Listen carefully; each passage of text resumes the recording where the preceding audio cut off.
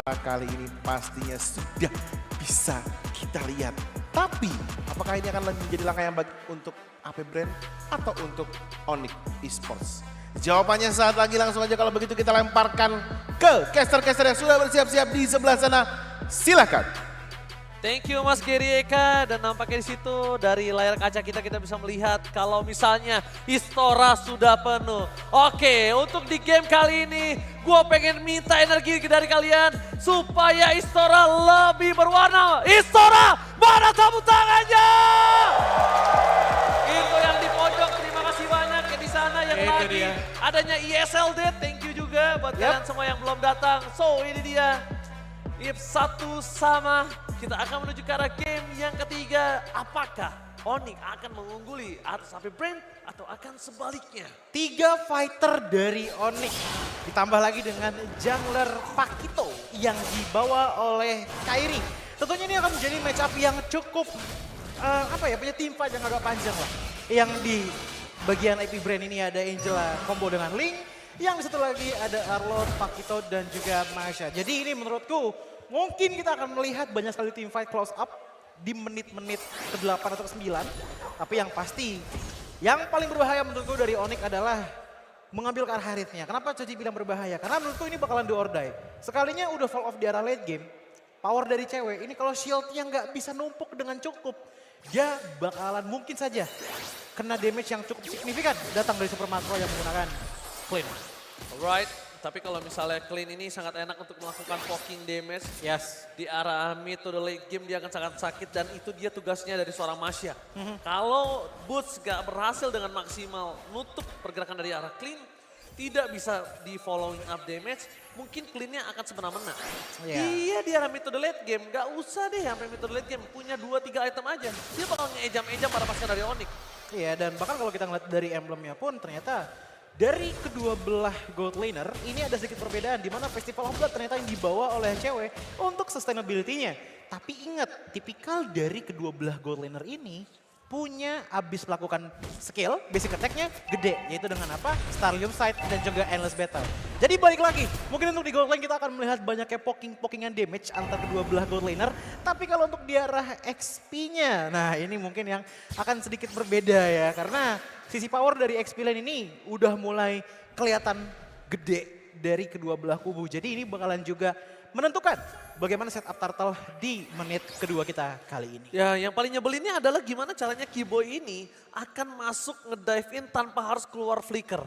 Dan dia bisa bawa orang-orang dari AP Brand menuju ke arah para pasukan dari Onyx tanpa harus store skill yang terlalu mahal. Ini berbanding terbalik dengan Fantasy, yang dimana Flip harus benar-benar bisa mengeluarkan source skillnya itu dengan maksimal.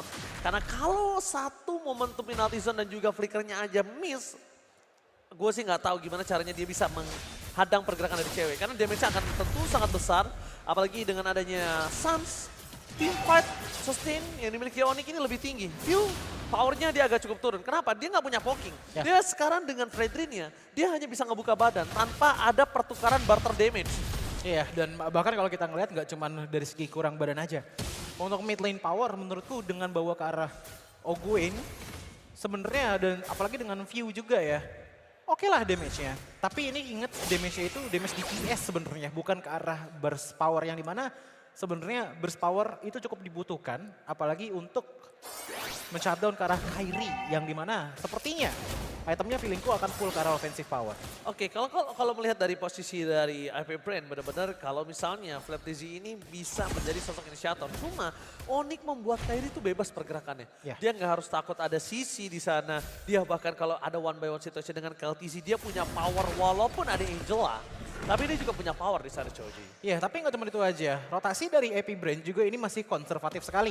Karena kita tahu Link kalau udah fall off di arah early game-nya biasanya itu bakalan kegeluncur lah sampai ke arah late game-nya. Maka dari itu kita bisa lihat banget bahwa rotasi dari AP Brand ini juga nekenin ke arah KLZ-nya dulu dan mempersiapkan Ogwyn untuk bisa inisiasi dengan cukup enak. Seperti apa? Apanya itu maksudnya? Paling enak ya? Kan? Cuman iya menurutku kesana karena untuk sekarang mungkin Super Marco yang bakalan untuk sekarang ya. Jadi damager output paling tinggi lah. Parah dari sih. AP Brand gitu loh dibandingkan dengan Link-nya. Snowballingnya bakal bahaya banget, tapi lihat di arah belakang sana. Tidak ada yang bisa masuk ke arah belakang dari pasukan Onyx. Udah coba di sandwich gaming oleh Suns dan juga Boots, tapi kayaknya itu tidak akan terlalu berarti karena tidak akan mendelay sedikit retribution yang dimiliki oleh para pasukan dari AP Brain. Ada Flap TZ dengan penalty zone-nya hanya cuma untuk poki-poki saja. Boots akan cepat survive. Dan lihat, final slice yang telah dikeluarkan View akan coba dipasang dengan adanya satu Angel lah. Ada Hardcard, masih dapat untuk bertahan, mundur ke arah belakang, masih ada Kurt Out, press for nothing. Tapi lihat para pasukan dari Onyx, mereka akan mundur sejenak. Damage terlalu sakit dan View membalikkan keadaan. View to survive kali dan Boots. Tiba-tiba lewat ke arah yang salah. Final slice kembali terjadi bersama dengan Owen yang harus hilang. Terkena Synchro Vision dan Chrono Dash dari Sarashewe. Trading yang sangat baik dari Onyx di 5 menit pertama game berjalan. Walaupun untuk di arah bottom lane Tara sudah hancur, tapi setidaknya lihat korbannya. Kyle Z, Ogwen, View, ini bakalan punya efek yang cukup besar menurutku dari segi defense dan juga offensive powernya. Oke, Kairi emang tumbang sebagai target lock priority dari AP Brand. Tapi lihat bagaimana Suns dengan pedenya flicker belakang sana dan ternyata greed ataupun nafsu yang dimiliki oleh Kyle Z untuk menumbangkan ke arah Suns menghasilkan kerugian yang sangat besar baginya yang membuat tadi kalau nggak salah purple buff itu masih ada tapi sekarang udah diambil lagi. Keyboy mencoba untuk membantu pergerakan cewek di arah bottom lane. Langsung ada counter Z dengan Angola. Hardcut, combo klasik, Link Angola mendapatkan 1 point kill dan bahkan bisa menjadi 2 point kill. Where are you going Keyboy? Gak boleh kemana-mana dan double kill didapatkan KLTZ dengan damage yang maksimal. Makin lebih sustain, mobilitas yang benar-benar baik dari AP Brand. Dia memaksakan pertukaran 2 point kill untuk membalaskan dendam di arah mid lane. Ya ini kalau untuk dari AP Brand, positif power mereka ya untuk di arah early-nya menurutku adalah rotasi yang cepat ke arah top lane, bottom lane apalagi dengan Angela menggunakan hard guard-nya.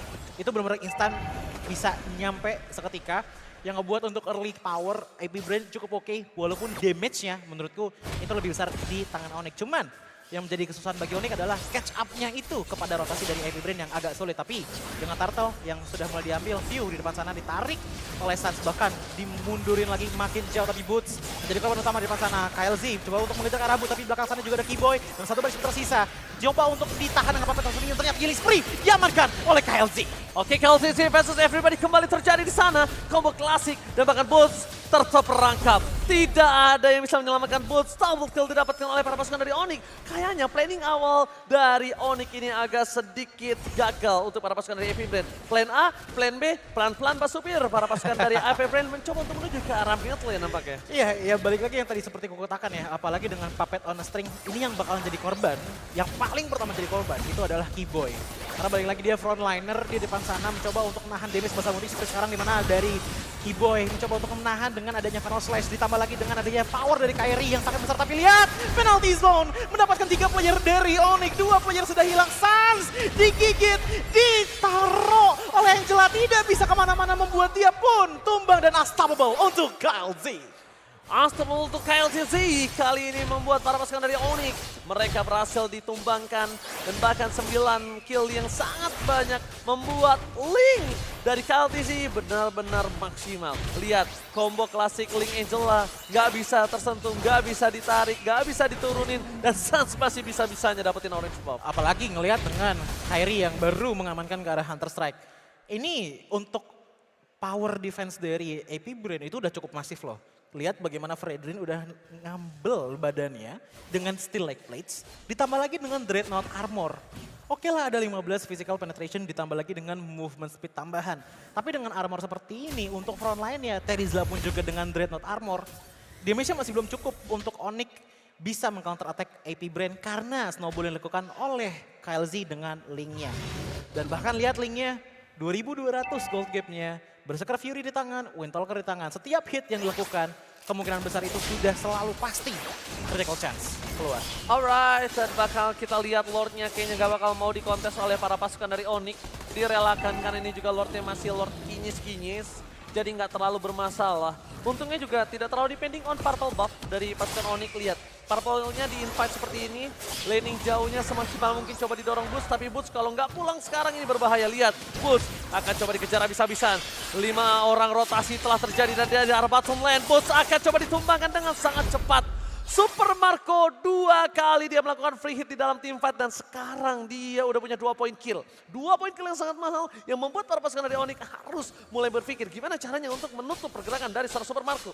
Kalau Super Marco bisa ditutup, kalau Super Marco bisa dimakan, ini akan menjadi keuntungan yang sangat besar untuk Onyx. Ini turning point-nya sebenarnya kelihatan banget sih di saat KLZ udah dapetin power spike itemnya, yaitu Berserker Fury.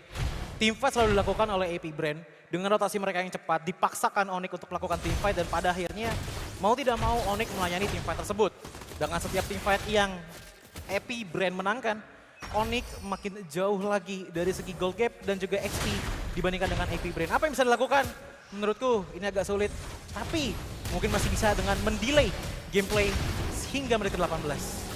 Udah pakai Retribution, mencoba ditarik ke arah View, tapi nampaknya para pasukan Onyx akan lebih memilih untuk menetralkan terlebih dahulu. Di arah top lane, masih ada Super Minion. View mencoba untuk menangkap Sans, tapi Kaltesi fokus ke arah seorang Kenny dan juga cewek. Penalty zone-nya masih bisa diselamatkan oleh seorang Sans. Masih ada satu buah card outer, tapi lihat di belakang sana Kaltesi survive. Dia malah membalikan kembali keadaannya dan hilang begitu saja. Double kill, looking for triple kill from Super Marco. Dia bisa terlalu tidak bisa dibendung. Looking for wipeout. Wipeout terjadi. Untungnya Sans tengah sangat sigap dengan adanya pasif yang dimiliki. Dia bisa kembali lagi ke lane out, tapi Sans can't you do it? Ini penjara. Mereka fokus ke arah media dan AP Brand gak ngasih kesempatan untuk Onyx bertahan.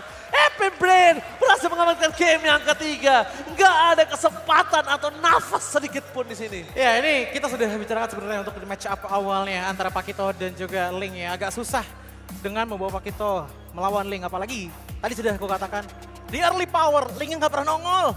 Bener-bener jungling.